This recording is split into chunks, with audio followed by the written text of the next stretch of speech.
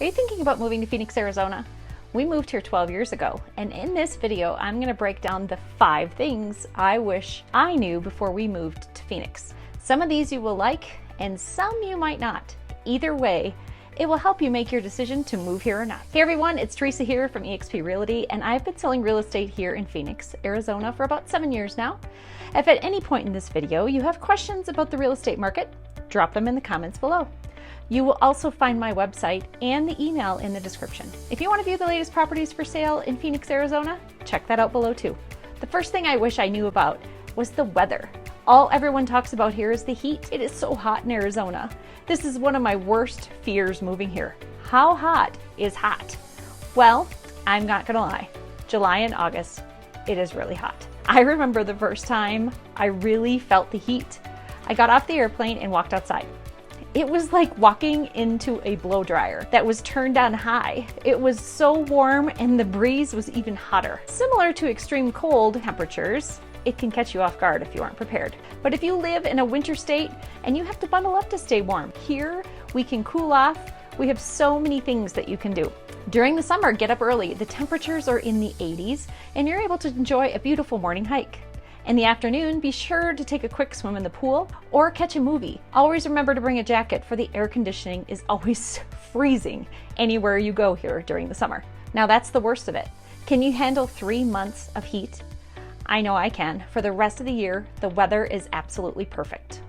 The temperatures begin to cool down in October, and you can actually need a winter jacket in the late December. We don't get snow here in the valley, but if it's something you miss, you can drive an hour and a half north to Flagstaff. They get tons of snow. In January and February, temperatures are in the 70s during the day and can get into the low 40s at night. March is absolutely perfect weather. Not too hot during the day and not too cold at night. Backyard swimming pools typically begin to open again this time of year as well. April and May are also great months to just be outside. The temperatures can begin to rise in late May, but typically the summer heat doesn't start till June. This is the biggest reason we chose to move here from Wisconsin, is the weather. I hardly ever have to take a look at what the weather will be like each day.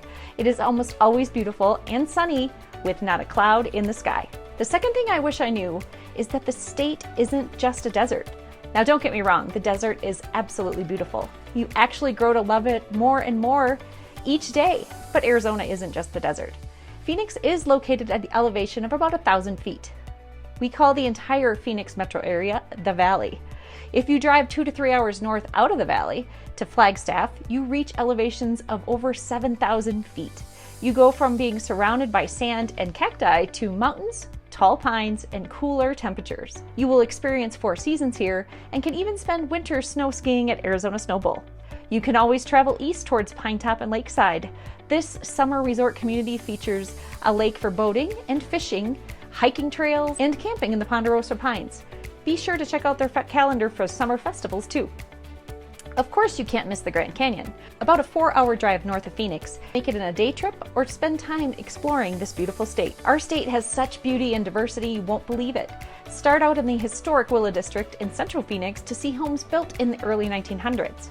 Head north to capture amazing views of the Sonoran Desert, check out the historic Whiskey Row in downtown Prescott, and visit the Haunted Hotel in Jerome. Then finally hike the breathtaking Red Rocks of Sedona. Do you live here in Phoenix, Arizona? What do you like about living here? Drop a note in the comments below. Or are you thinking of moving here and have concerns about what you've heard it was like?